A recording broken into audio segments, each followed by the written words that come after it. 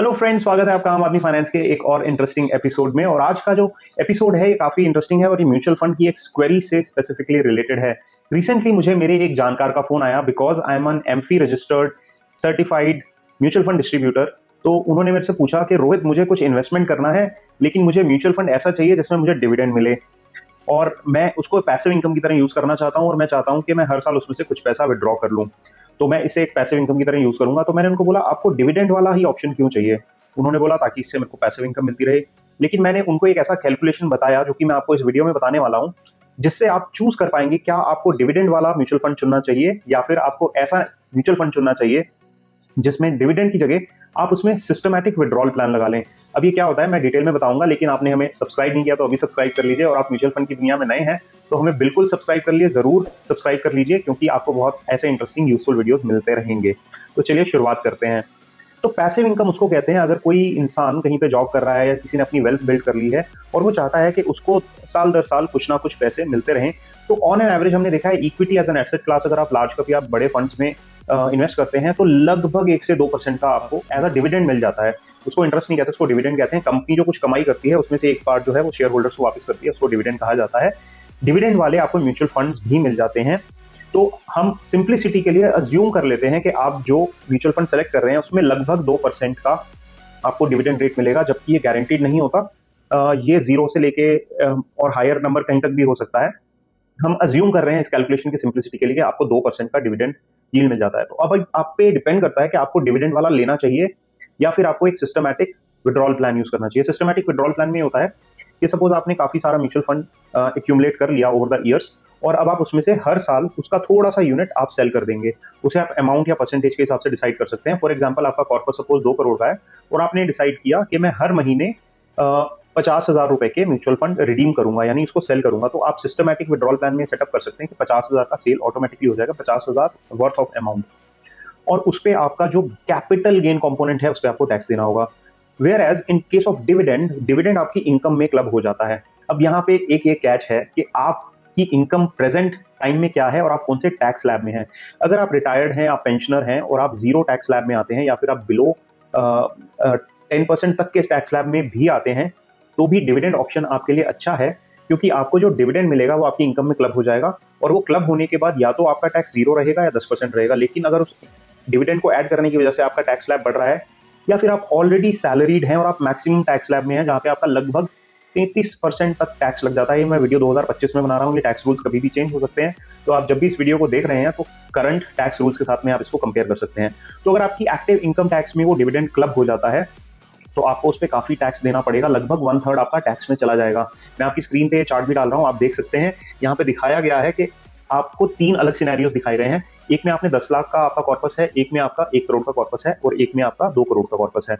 अगर बड़े कॉर्पस की बात करें तो आपको 2% के हिसाब से 10 लाख में 20,000, 1 करोड़ में 2 लाख और 2 करोड़ में 4 लाख रुपए का सालाना डिविडेंड मिलता है। अगर मैं मान के चलूं कि आप सैलरीड हैं और आपको ऑलरेडी कोई आप सैलरी इनकम मिल रही है और आपका ये जो इनकम में ऐड होने वाला है इसकी वजह से आपका इस डिविडेंड पे 33% यानी 33%, 1/3 टैक्स लग जाएगा। तो आपके हाथ में जो एक्चुअल में अमाउंट आएगा वो पोस्ट टैक्स 13,400 आएगा। अगर आपको 20,000 मिल रहा है, अगर आपको 2 लाख मिल रहा है तो 1,34,000 आएगा, और अगर आपको जो डिविडेंड मिल रहा है वो 4 लाख रुपए का मिल रहा है तो आपको 2,68,000 यानी 2,68,000 आपको मिलेगा। तो लगभग 1/3 जो है आपको टैक्स में देना पड़ेगा। वेयर एज कैपिटल गेन अलग तरह से काम करता है। तो कैपिटल गेन इस तरह से काम करता है कि सपोज आपने 50,000 रुपए की यूनिट बेची, और मैं मान के चल रहा हूँ, ये अजम्पशन है, डिफरेंट हो सकता है आपके केस में, आपको कैलकुलेशन खुद करनी पड़ेगी। आपने अगर 50,000 के म्यूचुअल फंड बेचे तो हो सकता है कि आपकी एक्विजिशन कॉस्ट उसकी आधी ही हो, 0 तो शायद नहीं होगी कभी भी, लेकिन आधी ही हो। अगर आधी है तो उसमें से 25,000 रुपए का आपका कैपिटल गेन हो गया। इस कैलकुलेशन को सिंप्लीफाई करने के लिए मैंने अज्यूम किया है कि आपका 50% कैपिटल गेन कंपोनेंट है और 50% जो है वो आपका प्रिंसिपल कंपोनेंट है, यानी जो आपने इन्वेस्ट किया था। तो आपका इन्वेस्टमेंट माइनस द प्रॉफिट, जो सेल प्राइस है, उससे आपका कैपिटल गेन निकलता है और उस कैपिटल गेन पे 12.5% यानी 12.5% टैक्स होता है। लेकिन उसमें अभी एट द मोमेंट जब मैं ये वीडियो बना रहा हूँ तो 1,25,000 रुपए का एग्जेम्पशन है। तो अगर हम इसी रूल के हिसाब से चलें, इसी एग्जाम्पल के हिसाब से चलें, तो अगर आपका 10 लाख का पोर्टफोलियो है और आप 20,000 रुपए रिडीम करते हैं, यानी 20,000 रुपए का आप उसमें से सेल करते हैं, तो हम मान के चल रहे हैं कि आपका 10,000 रुपए का गेन हुआ। तो 10,000 रुपए का गेन आपका एनीवे टैक्स लिमिट में नहीं आता क्योंकि 1,25,000 तक की छूट है। अगर आप 2 लाख भी विड्रॉ करते हैं और उसमें आपका 1 लाख रुपए का जो कैपिटल गेन हुआ, उसमें भी आपको जीरो टैक्स देना पड़ेगा क्योंकि 1,25,000 की छूट है। और तीसरा सिनेरियो, जब आप 4 लाख विड्रॉ कर रहे हैं तो उसमें 1,25,000 की छूट है। हम मान के चल रहे हैं आपका 2 लाख का गेन हुआ, 2 लाख में से आपका जो 75,000 है सिर्फ उसी का आधा आपको टैक्स देना होगा। तो आपके हाथ में टैक्स काटने के बाद जो अमाउंट आएगा वो लगभग 3,82,000 के आसपास होगा, जो कि सिग्निफिकेंटली हायर है कंपेयर टू 2,68,000 जो आपको पहले मिल रहा था। तो आपको लगभग 30% तक ज्यादा पैसा मिलेगा अगर आप सिस्टमैटिक विड्रॉल प्लान यूज करते हैं और आपका long term capital gain tax बनता है। तो अगर आप एक ऐसे इन्वेस्टर हैं जिसके पास एक म्यूचुअल फंड पोर्टफोलियो है और वो डिविडेंड इनकम ले रहा है, अगर आपकी एक्टिव इनकम है तो आपको डिविडेंड प्लान चूज करना शायद आपके लिए टैक्स एफिशिएंट नहीं है। आपको सिस्टमैटिक विड्रॉल प्लान के बारे में सोचना चाहिए।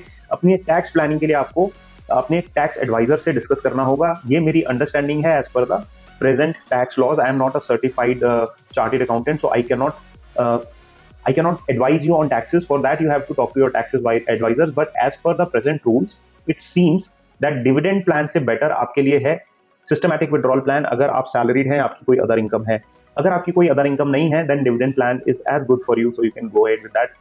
I hope this video helped you to choose the proper one. आप अपनी जरूरत के हिसाब से चूज कर पाएंगे कि आपके लिए कौन सा सही है, क्योंकि हर इंसान की रिक्वायरमेंट्स और सिचुएशंस अलग होती हैं। अगर आपको हमारी सलाह चाहिए म्यूचुअल फंड प्लानिंग में, तो आप हमें नीचे दिए गए कॉन्टैक्ट फॉर्म के थ्रू कॉन्टैक्ट करके म्यूचुअल फंड एडवाइस के लिए हमारे साथ कनेक्ट कर सकते हैं। इस वीडियो में इतना ही। आई होप आप हमसे जरूर मिलेंगे अपने नेक्स्ट वीडियो में। Before I leave, I will give you a disclaimer that investments in mutual funds are subject to market risk. Please read all the market related and scheme related documents carefully before investing.